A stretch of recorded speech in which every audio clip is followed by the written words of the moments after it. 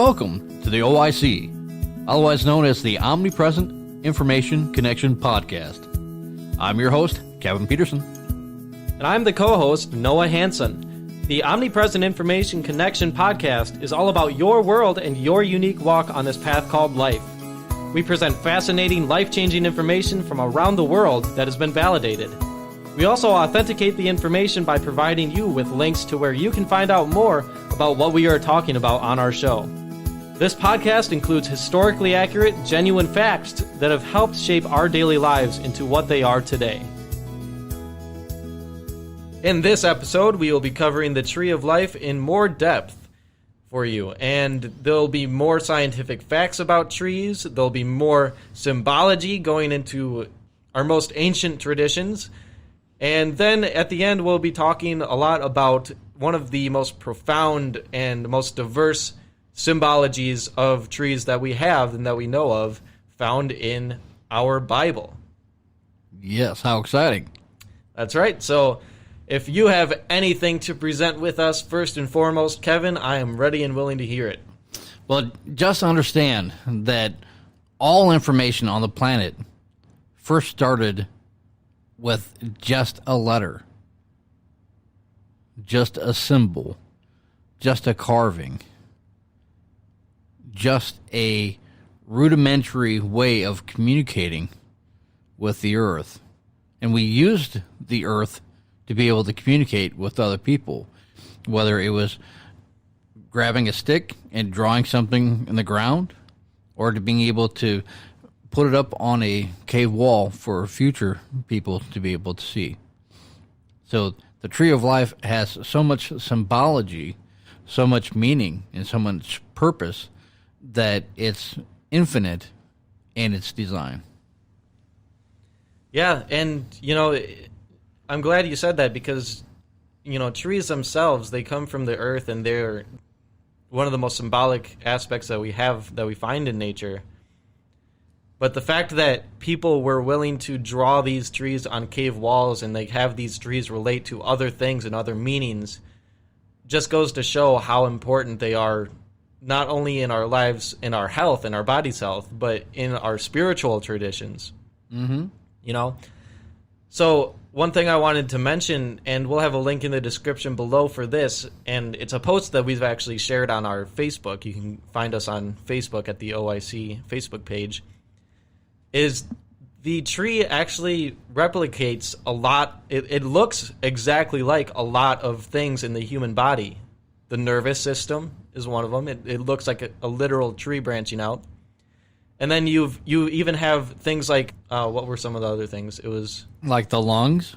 Yeah, the lungs look exactly like trees.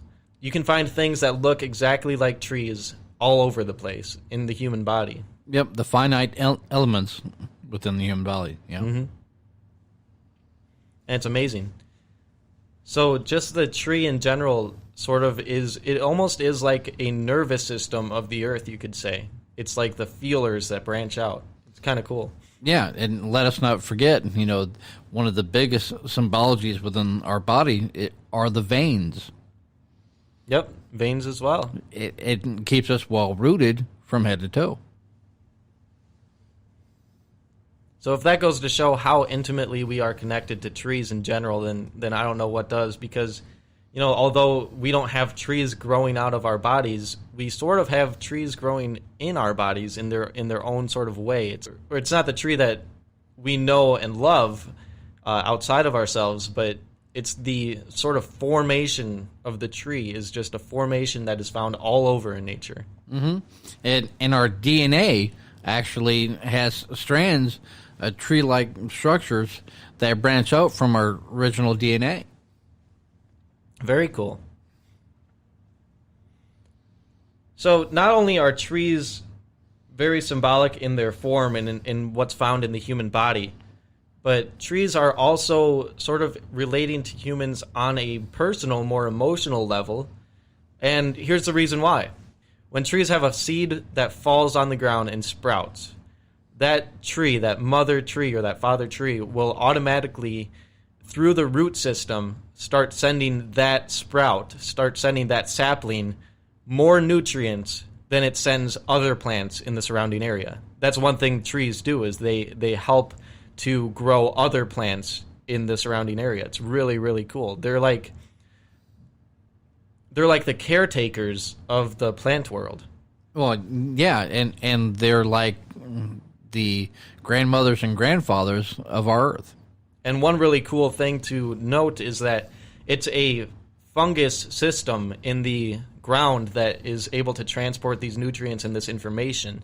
That whether it's a warning signal that trees give out or it's nutrients being passed through, it uses fungus in the ground as a sort of network. It's almost like a neural network, like a brain network that it sends information through. Absolutely. So the ground is alive. The ground, the dirt, everything in that ground in a healthy environment is very, very living and thriving and alive. Yeah, and to be able to prove that point is that we've got shock waves in the form of earthquakes and its form of, other different elements, And so everything has its own vibration.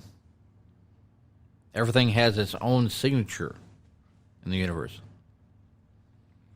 Quantum physics talks about how everything sort of is made of vibration. Everything is vibrating, you could say.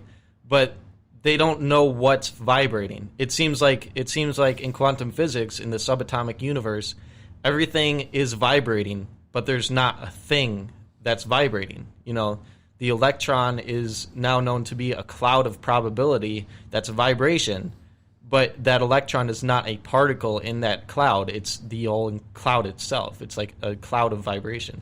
Kind of cool. Yeah. So that just reinforces what you just said. Yeah. In a big way. So let's move on to some of the ancient symbolism of trees. We're not going to get started with some of the most profound and the most well-known in the Bible symbolism quite yet, but we'll reach that. But what is some symbolism that you can find in other traditions of a tree? Well, Native American Indians had a lot of symbology, of course, when it came to trees. Plus, they used trees for bow and arrow. They used trees for flutes. Right. They used trees for bowls. You have to understand is that there's nothing they would not do with the tree.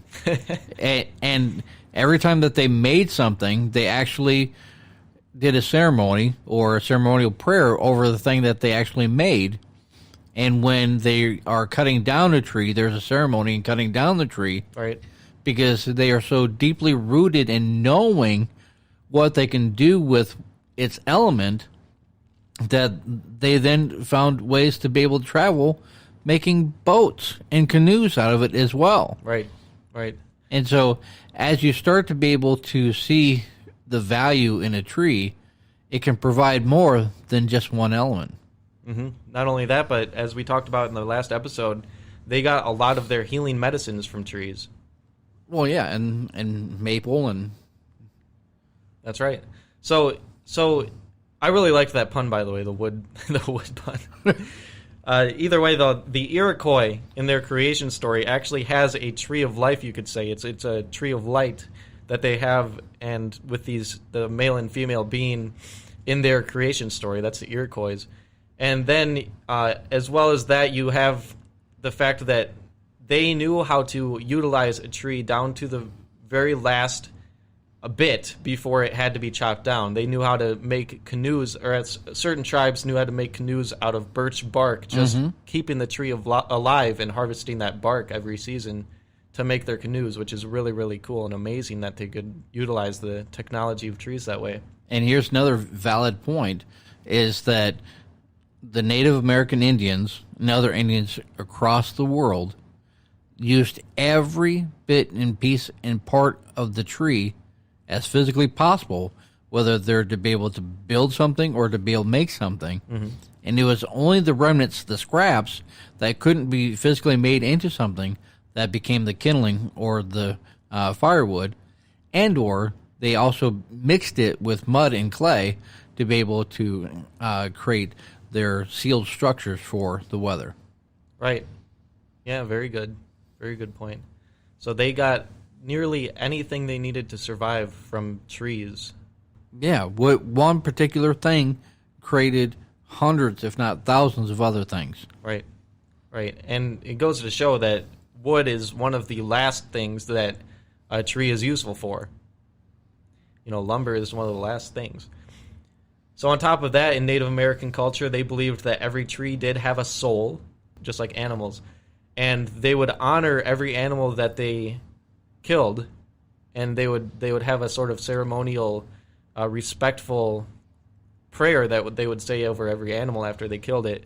And every tree that they cut down, like you said, they would have a ceremony for it. So they really honored these trees. They didn't see it as just some tool. They saw it as a real living soul that they had to honor and respect, for them to get that respect back and keep utilizing these trees. Because they did believe in a lot of these tribes in Native America, they believed in reincarnation of these plant souls and these animal souls. And if they didn't respect them, then this soul might not want to return. Mm-hmm.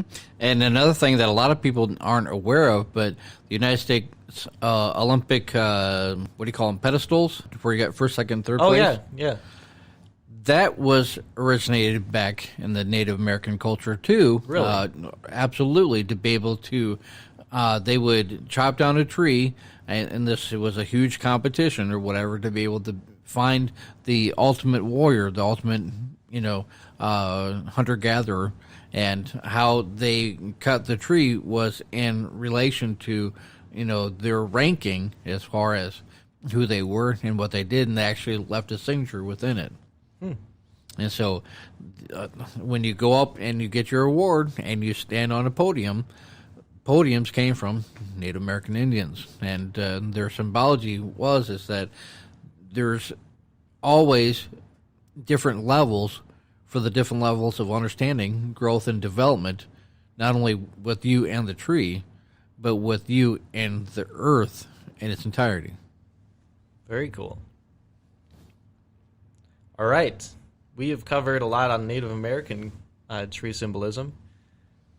What about the more Eastern? What about, like, up in Europe? You have Yggdrasil in the Celtic culture, in the Celtic tradition. Yggdrasil was the tree of life that held all 9 realms in the Norse mythology, in its branches and in its roots, even. And then there was there was a dragon in the roots.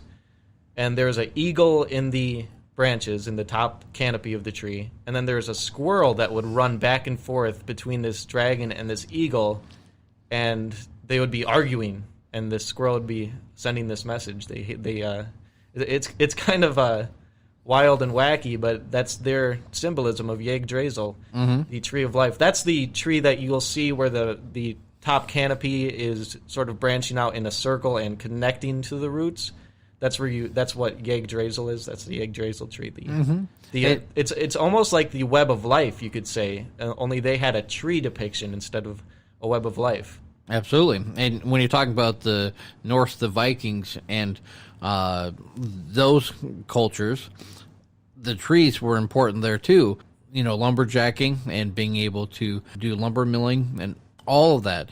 But there's actually world competitions still to this day about how fast you can be able to chop a certain portion of a log, and to be able to climb up a log, and to be able to do all these wonderful magical things. And I just love all the rich culture and the traditions that these countries offer, because it just enriches the tree itself, the tree of life, the symbology of being able to conquer what is already inside of you.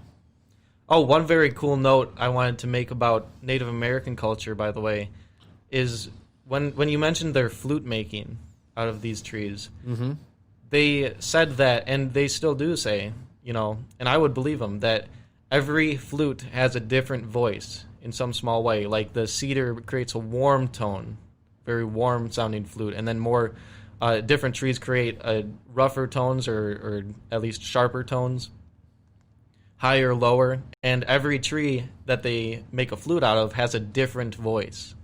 So that's one thing where you can see like the soul reflection in the things that they're making out of these trees. And one thing to sort of regard when you are working with tools made out of wood, when you're working with things made out of wood, is this tree is so respected in thousands and thousands and thousands of years of human history that we kind of take it for granted, you know? Mm-hmm. They did believe that, and it's not just Native Americans who believed that trees have souls. So I just wanted to bring that up.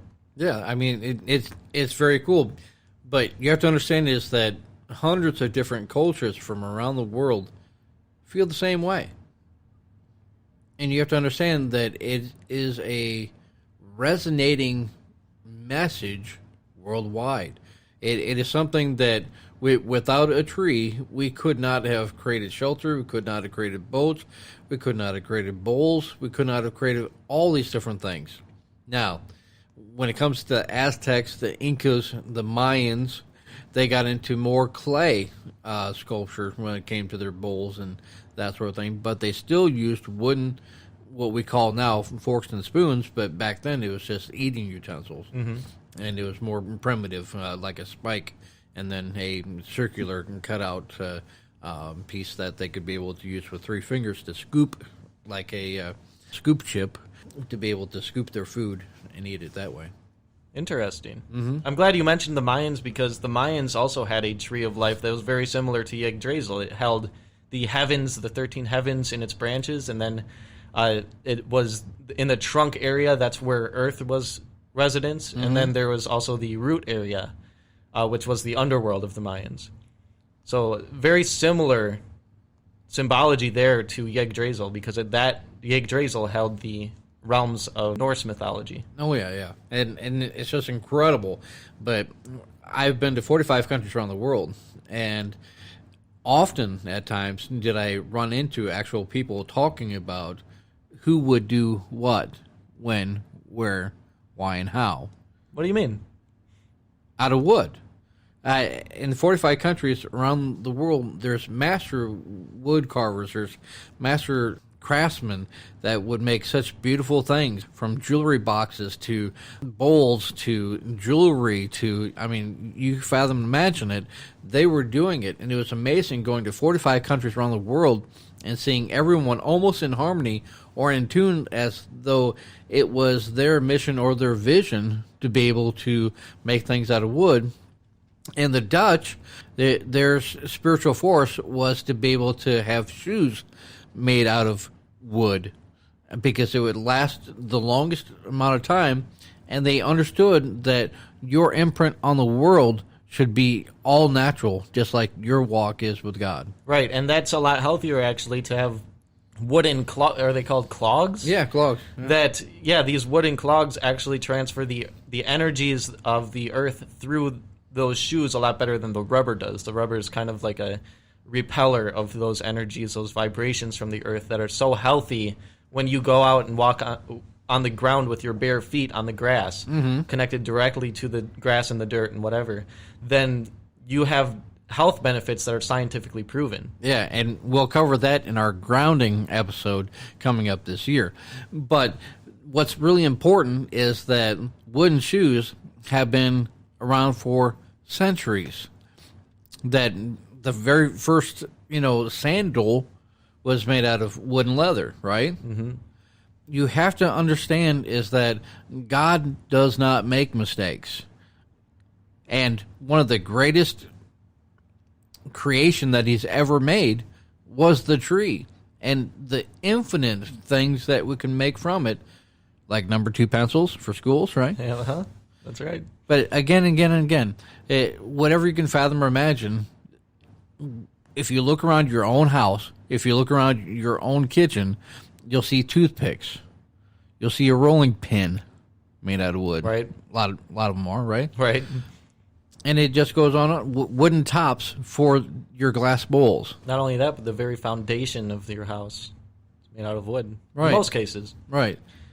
And wood is also a protectant. It helps protect from the outside elements, right? Mm-hmm. And so that's why there's a lot of wood things in kitchens, like mm-hmm. carving block, right? Butcher's block, right?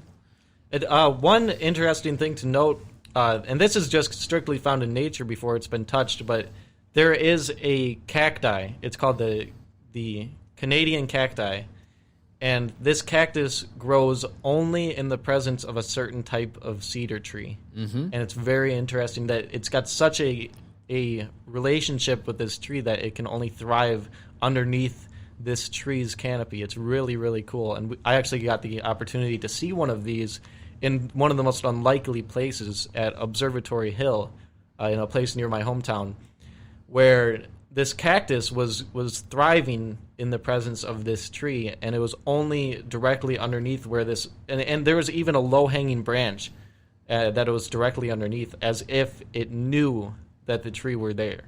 Absolutely, but you have to understand, the tree knew that its source of life was the water within the cacti. Well, there you go. So you brought up that you can make almost infinite things with wood, right? With trees, and not only their wood, but their bark as well, and their leaves and everything about them. And you can even make rope out of some certain types of tree bark. Absolutely. And now I just wanted to mention before we transition into this next thing, this is going to be a perfect leeway into our next subject, which is the Bible. The Lord Jesus Christ himself was a carpenter, and he worked very closely with wood as his trade. Would you look at that? See, you have to understand, again, when it comes to God, when it comes to Jesus, that there are no mistakes. There's so many symbologies, so many reasons. I mean, being born in a manger, wooden manger, right? I mean, you have to understand is that the very creation, the very thought of your birth being in a wooden structure, it's just so profound. And then being able to be in hay and to be able to be in the environment for which you then become the environment as you grow older, right? There's also the fact that he was, and this goes back to biblical prophecy in Isaiah as well, that he was crucified on a tree, on a cross made of wood. Right. And if you take that story a little bit deeper, is that the wood that was actually used for the cross was actually milled or cut down by one of Jesus' family that literally cut it down. It was a special sacrificial cross. It was different than any other cross. And the reason why is that Jesus knew that the day of reckoning was to come. And instead of being able to build a boat and to be able to hightail it out of there, he carried the most symbolic item, which was wood, on his back, and then became the symbology or the symbol of that wood.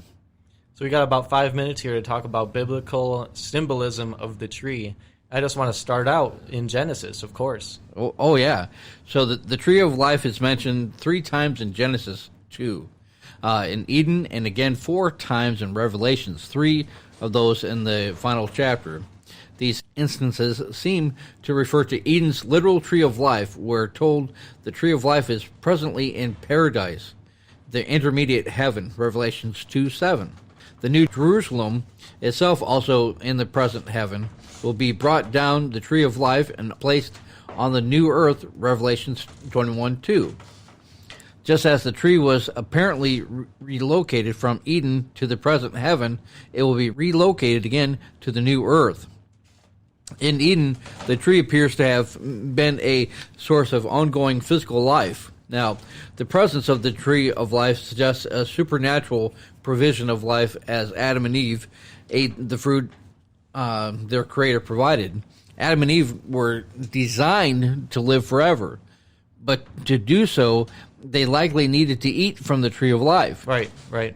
So once they sinned, they were banned from the garden, separated from the tree, and subject to physical death, just as they had experienced spiritual death. Right, it says that he was actually guarding. He had an angel guard with a flaming sword, I believe. He had an angel guard the tree of life so that no one could access it, or so that Adam and Eve could not access it. They had to eat from this tree of life to live forever. So it seems like there was a maturation process that Adam and Eve had to go through. And this goes into the symbolism throughout the entire Bible, where a tree is symbolic of a human. Absolutely. And so since Eden, death has reigned throughout history. Did you know that Eve, through taking the bite of the apple, created death?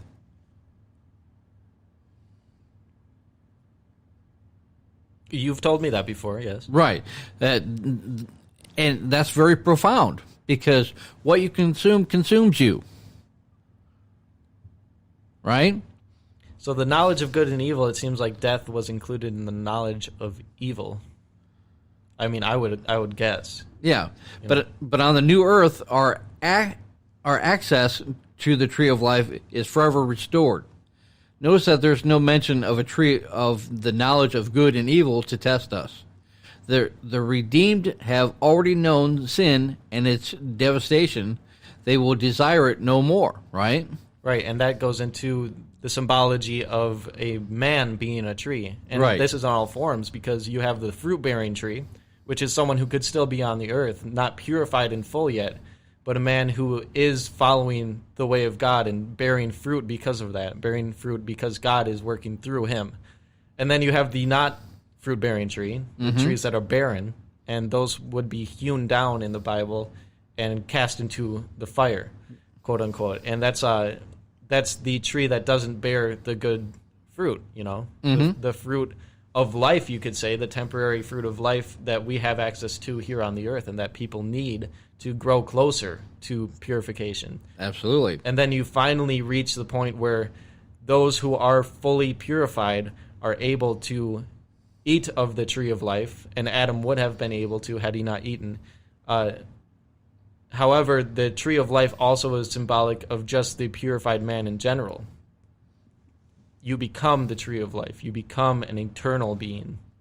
Right, but without consumption, without having to physically continue to eat and nourish and feed your vessel, you would die.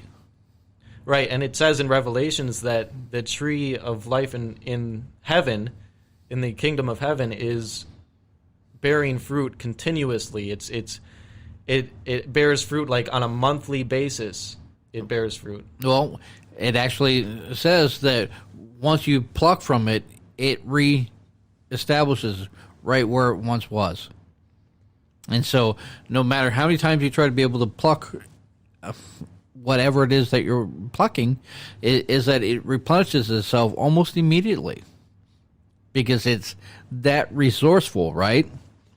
As far as a symbol of a man, someone who's continuously bearing the life-giving fruit. Mm-hmm. Imagine that. Imagine being that type of human that no matter what you're doing, you are bearing good fruit for people to feed off of, for people to get that energy from you, you know? Yep.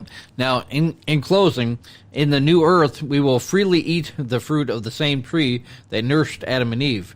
To him who overcomes, I will give the right to eat from the tree of life, which is the paradise of God. And that's Revelations 2:7.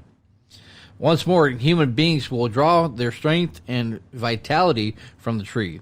Their tree will produce not one crop, but 12. The newness and freshness of heaven are demonstrated in the monthly yield of its fruit. The fruit is not merely to be admired, but consumed. Very cool. Please remember that we do have a Facebook page as well as all sorts of social media, Instagram. You've got the website inanewway.com where you can visit and sign up and get connected with us on a deeper level, where we have posts on that website for you to comment on. And then we also have a Patreon page where we invite you to become part of the OIC family. Thank you for listening, and we'll see you on the next podcast. This has been another life-enhancing, authenticated podcast aired by the OIC and brought to you by the faithful OIC sponsors and contributors. Please tune in every week and subscribe to our podcast. And while you're there, explore our website with all the posts, videos, and podcasts that we have created with you in mind. While you're on the journey through our website, you will see our Patreon page where you can become a faithful contributor yourself with the freedom to be a part of our team today. Thank you.